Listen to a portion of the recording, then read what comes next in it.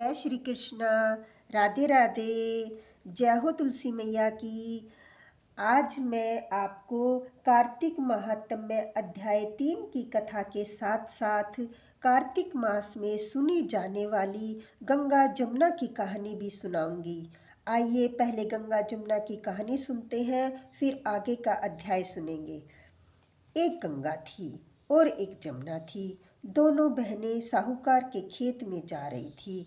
जमुना ने 13 जौ के दाने तोड़ लिए। गंगा बोली, बहन तुझे तो ग्रहण लग गया, यह तो चोरी हो गई। तब जमुना बोली, बहन अब यह ग्रहण कैसे धुलेगा।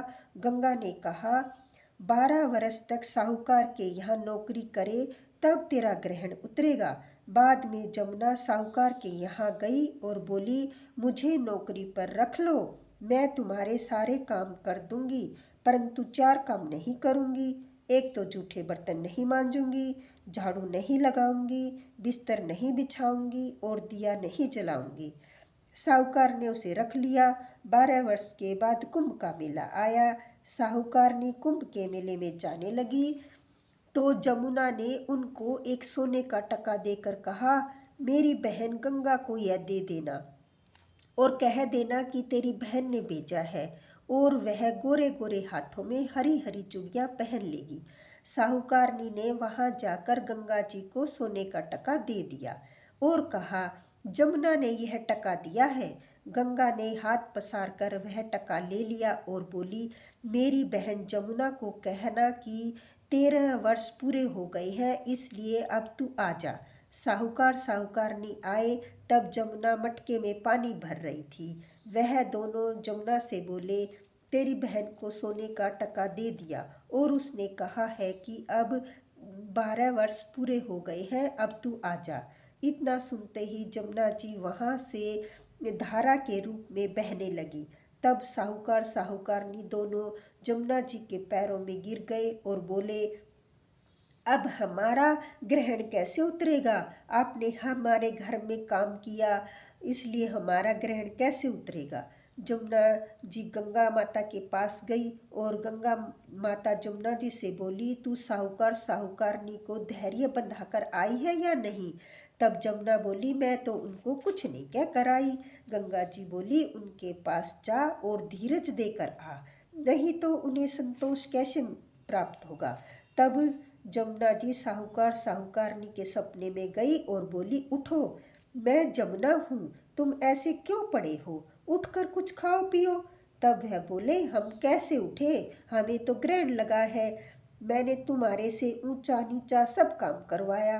तब जमुना जी बोली, तुम्हें ग्रहण नहीं लगा, मैं तो अपना ग्रहण उतारने आई थी। जब मैं तुम्हारे खेत में से जा रही थी तो जौ के 13 दाने तोड़ लिए थे, इसलिए मेरा ग्रहण उतर गया। तेरे मेरे 12 वर्ष पूरे हो गए, इसलिए तुम्हारी मुक्ति हो जाएगी। उन्होंने उठकर देखा तो सारे घर में बहुत सा धन ही धन था। हे गंगा जमुना माता, जैसे साहूकार साहूकारनी को दर्शन दिए और मुक्ति कराई, वैसे ही हमारी भी करना, सारे परिवार की करना, कहते सुनने हुकारा भरने वाले सब की करना। जय हो गंगा जमुना माता रानी की जय। कार्तिक मास की जानकारी प्राप्त करने, कार्तिक व्रत की सारी जानकारी प्राप्त करने के बाद देव ऋषि नारद जी के मन में यह जानने की जिज्ञासा हुई कि कार्तिक मास के लिए सर्वश्रेष्ठ व्रत कौन सा है। फिर उन्होंने इस बारे में श्री ब्रह्मा जी से पूछा।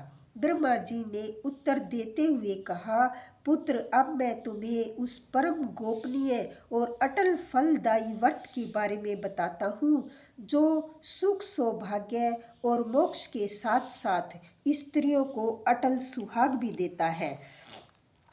यह व्रत सौभाग्यवती स्त्रियों को अवश्य करना चाहिए। नारद जी ने यह प्रश्न किया कि हे ब्रह्मा जी, उस व्रत की क्या विधि है और कब करना चाहिए। तब ब्रह्मा जी ने कहा कि हे पुत्र, तुम्हारे स्नेहवश यह अति गुप्त कार्तिक मास का व्रत कहता हूँ, तुम ध्यान पूर्वक सुनो।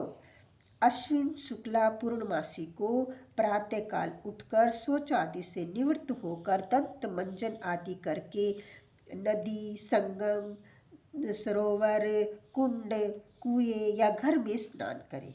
व्रत के एक दिन पहले से अपने सिर न धोएं तथा व्रत वाले दिन विधि पूर्वक स्नान करके पवित्र मन से विधाता का स्मरण करें और व्रत का संकल्प करें और यह कहें कि हे जगत के कर्ता, आप मेरे पति की रक्षा कीजिए, मेरी संतान की वृद्धि कीजिए। मंत्र पढ़कर सूर्य को प्रणाम करें और सुंदर वस्त्र तथा आभूषण को धारण करें। दिन के समय भोजन न करें, न ही जल पिए, अर्थात भोजन आदि सब त्याग कर भजन कीर्तन में अपना सारा दिन बिता दें। ब्रह्मा जी कहने लगे कि हे पुत्र, सायंकाल को हमारा ब्रह्मा जी का पूजन चांदी के पात्र में दूध डालकर करें। सोना, चांदी, तांबा या मिट्टी की हमारी प्रतिमा बनाए, उसको लाल वस्त्र पहनाकर और विधि पूर्वक हमारा पूजन करें और चांदी के पात्र में रखे हुए दूध को सोने की मथनी से मथे। साथ ही यह प्रार्थना करें कि हे ब्रह्मा जी, मुझे भोग आदि के लिए गो प्रदान करके मेरी संतान और मेरी को बढ़ाओ तथा मेरे पति को धन धान्य युक्त और चिरंजीवी कर दो। बहुत से दास तथा दासी गण प्रदान करो। इसके पश्चात ब्राह्मण को भोजन कराएं और कुल के बुजुर्गों को सबसे पहले भोजन करवाएं, उन्हें स्वादिष्ट पकवान से तृप्त कराएं और स्वयं भी तारों को देखकर भोजन करें। यह अश्विन शुक्ला पूर्णमासी को ब्रह्मा जी का रक्त व्रत होता है। यह व्रत सब प्रकार के पापों का नाश करने वाला, समस्त कामनाओं को पूर्ण करने वाला तथा ज्ञानी पुरुषों को मुक्ति देने वाला होता है। भगवान जप, तप तथा तीर्थ स्थान से इतने प्रसन्न नहीं होते जितने इस व्रत से प्रसन्न होते हैं। जो ब्रह्मा जी के आगे इस दिन कपूर जलाता है, उसको बड़े बड़े वृक्षों तथा गोदान का फल मिलता है तथा उसके कई एक कुल बैकुंठ को प्राप्त होते हैं। जो केसर तथा कस्तूरी सहित कपूर अर्पण करता है, उसके कई वंश ब्रह्मलोक को प्राप्त होते हैं। जो स्त्री इस दिन वस्त्र का दान करती है, वह कपड़े के सूत्र के तारों की संख्या के बराबर करोड़ों वर्ष तक बैकुंठ में वास करती है। जो गहने का दान करती है, उसको ब्रह्मलोक की प्राप्ति होती है।